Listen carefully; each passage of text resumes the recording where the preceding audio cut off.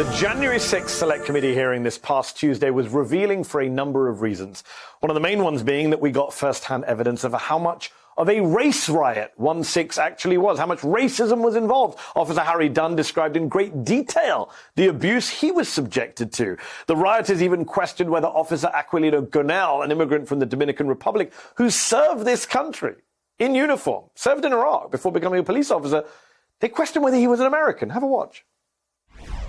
I was at the front line, and apparently they seen, even through my mask, they saw my skin color and said, "You're not even an American." Regardless whether I was in the military, but for me, I wasn't even thinking about that. I'm there to stop them, regardless. I'm not thinking what they were yelling in terms of my skin color or my race.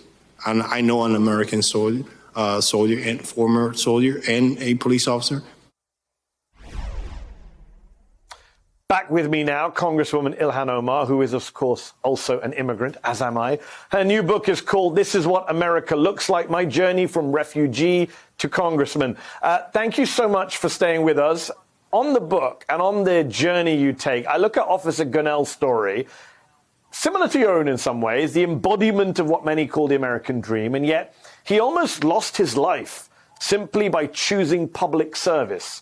You've had a target on your back since joining Congress, and you've become something of a boogeyman for the right. I want to read from your new book. You say, quote, "As much as Americans on one side of the aisle thought I was some kind of hero, there were those on the other who believed I was just the devil. Just as my office was inundated with appearances and other interview requests from our first day, we also received countless hate calls, mails, and emails." I'm curious, Congresswoman, what that's like for you on a personal level, having to live your life as a Congresswoman with security details at public events, people wanting to attack you because of who you are, what you look like, where you're from. I mean, just as the officer, was saying, our story, my story, his, is very uniquely American. We all came to the United States looking for an opportunity, and we see ourselves as American. We chose to serve this country to make it better. We both took an oath that, many aren't willing to take to serve and to protect. And so when you have people who are forgetful, truly, of what it means to be an American, what the embodiment of the American spirit is, and how we should be looking at one another as Americans, celebrating our diversity and recognizing that our country, its foundations are built on people coming here to find an opportunity to escape religious persecution, to fight against intolerance, and to build community for one another.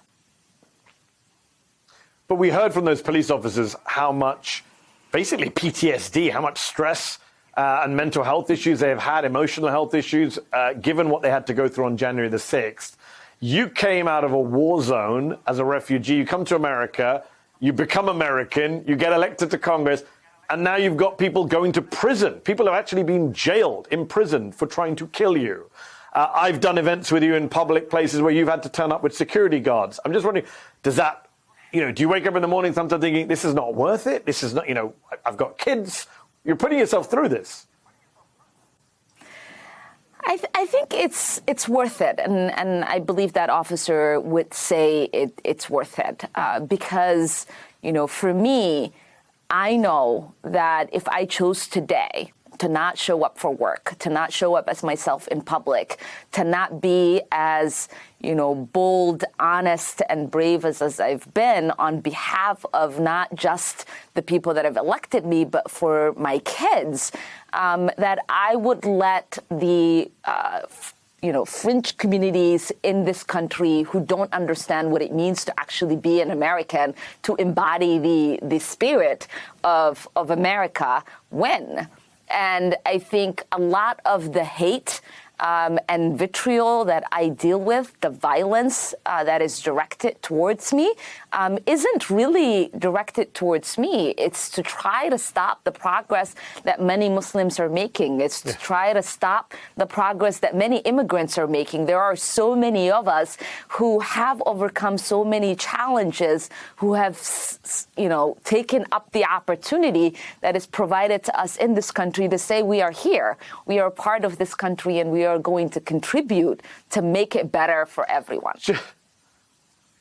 Just you and I having this conversation live on MSNBC right now, I'm sure is killing a lot of people.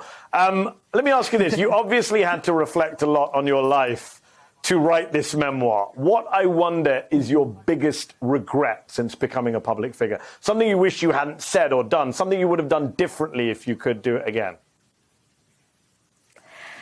I think there have been a lot of things that I've said and done that has made it hard or has been a distraction in, serving my constituents the best way that I could.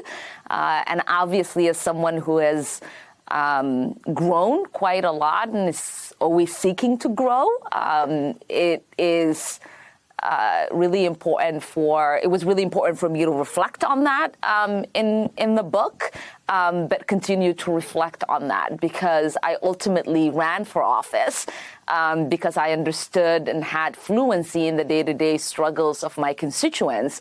And I want to have the opportunity to find the solutions and work on policy that would provide a positive direction for them. A couple of nights ago, I spent the night on Capitol Hill trying to bring attention to the fact that the eviction moratorium was coming down. It happened last night, and there's so many people in my district. As you walk around, you can see the encampments, and we know that there is an eviction tsunami coming, as my sister Ayanna Pressley says, and we have to do everything that we can. And so, it is one of those moments where you realize you ran to make a difference, and you have to do everything that you can to make sure that difference is happening. On that eviction moratorium ending, shockingly, you did spend the night at Capitol Hill with Cori Bush and Ayanna Pressley and others. Is the White House going to listen? Is Nancy Pelosi going to, are Democrats going to pull off an extension, yes or no? I mean, it's really been quite shameful to have had the House adjourn without us extending the eviction moratorium. I am shocked that the administration remains silent as so many people in our country are about to face an eviction. And, we will continue to pressure them because we have the opportunity to do something. We have a responsibility to do something. And there is a moral imperative that those of us who are in positions in leadership have. And so I do call on the Speaker to reconvene us so that we can take action. I call on Majority Leader Schumer to do it in the Senate, and I call on Biden to use his executive power to extend this eviction moratorium. Let's hope they're listening. Millions of people's homes literally depend on it. Congresswoman Ilhan Omar, thank you so much for joining us tonight.